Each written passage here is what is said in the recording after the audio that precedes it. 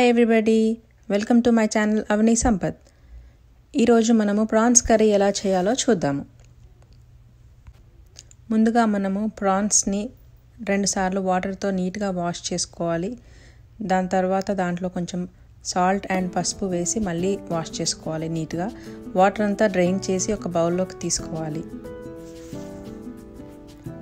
దాంట్లో మనము ginger garlic paste, ఉప్పు, కారము, పసుపు, ధనియాల పొడి, జీలకర్ర మెంతుల పొడి మన టేస్ట్కి తగ్గట్టుగా వేసుకొని బాగా కలిపి మూత పెట్టి ఒక 15 to 20 minutes పక్కన పెట్టేసుకుందాము.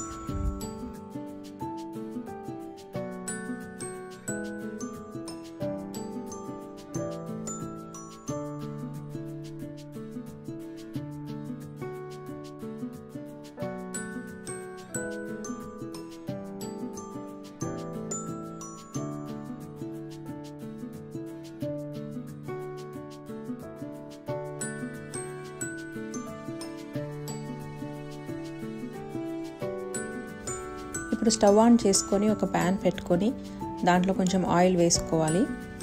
ఆయిల్ వేడెక్కిన తర్వాత దాంట్లో షాజీరా, దాల్చిన చెక్క, లవంగాలు వేసుకొని బాగా కలుపుకోవాలి. అవి వేగిన తర్వాత దాంట్లో ఆనియన్స్ వేసుకుందాము. నేనైతే ఇక్కడ బిగ్ సైజ్ ఆనియన్స్ 2 తీసుకొని చాలా చిన్నగా చాప్ చేసుకున్నాను. దీంట్లో ఆనియన్స్ ఎక్కువ వేసుకుంటేనే ఈ కర్రీ బాగుంటుందండి. ఇప్పుడు ఆనియన్స్ని బాగా కలుపుకుందాము. దాంట్లో కొంచెం జస్ట్ ఒక పించ్ ఆఫ్ సాల్ట్ వేసుకుందాము. తర్వాత మళ్ళీ కలుపుకొని మూత పెట్టేసుకుందాం కాసేపు.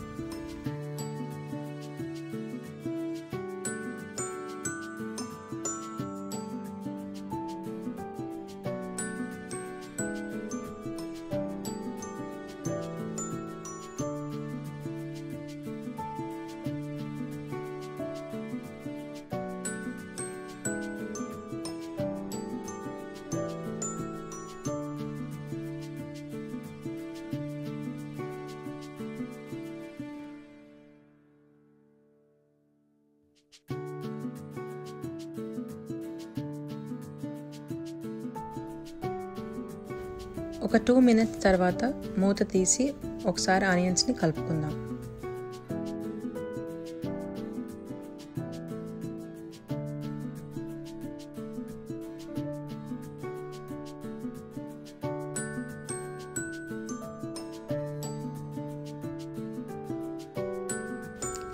ఆనియన్స్ అన్నీ బాగా కుక్ అయిన తర్వాత మనం ఆల్రెడీ మ్యారినేట్ చేసి పెట్టుకున్న ప్రాన్స్ని యాడ్ చేసుకుందాము.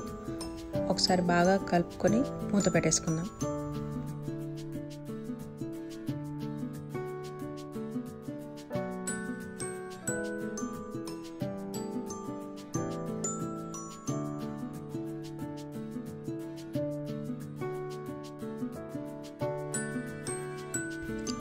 ఒక 5 to 7 minutes తర్వాత మనకి ప్రాన్స్లో నుంచి వాటర్ అంతా బయటికి రావడం కనిపిస్తుందండి.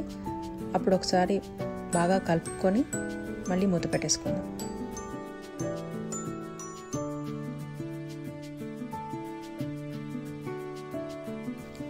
ఒక 3 to 4 minutes తర్వాత మనం మూత తీసుకొని బాగా కలుపుకుందాము.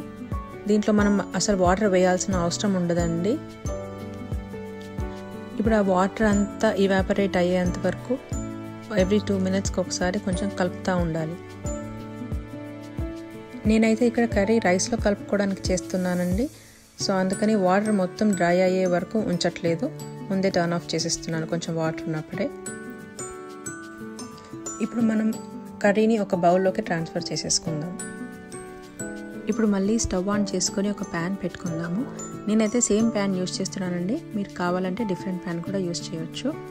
ఒక 1 tablespoon ఆయిల్ వేసుకుందాము. ప్యాన్ హీట్ ఎక్కిన తర్వాత దాంట్లో 2 పచ్చిమిరపకాయలు అండ్ 1 tablespoon చాప్డ్ గార్లిక్ వేసుకుందాం.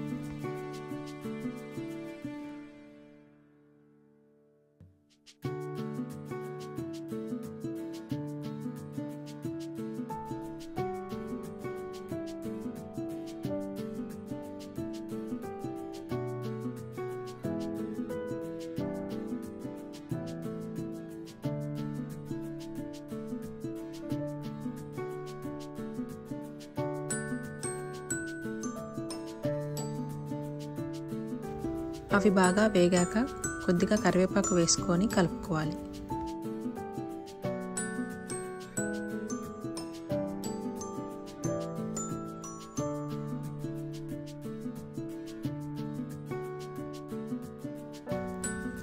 ఇప్పుడు దాంట్లో మనం ఆల్రెడీ కుక్ చేసి పెట్టుకున్న ప్రాన్స్ కర్రీని యాడ్ చేసుకొని బాగా కలుపుకోవాలి.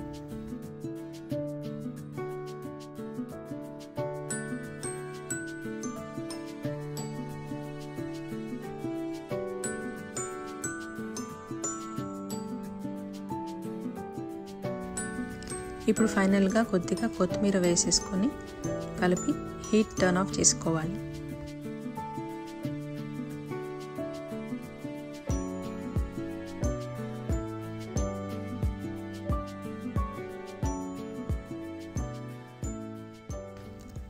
ఇప్పుడు మన యమ్మీ ప్రాన్స్ కర్రీని సర్వింగ్ బౌల్లోకి ట్రాన్స్ఫర్ చేసేసుకుందాము.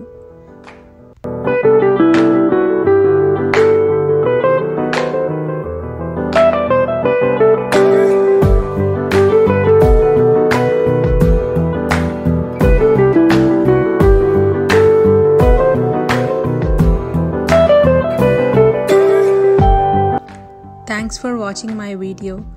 మీరు కనుక నా ఛానల్ని ఫస్ట్ టైం చూస్తున్నట్టయితే సబ్స్క్రైబ్ చేసుకోవడం మాత్రం మర్చిపోవద్దు. Thank you so much.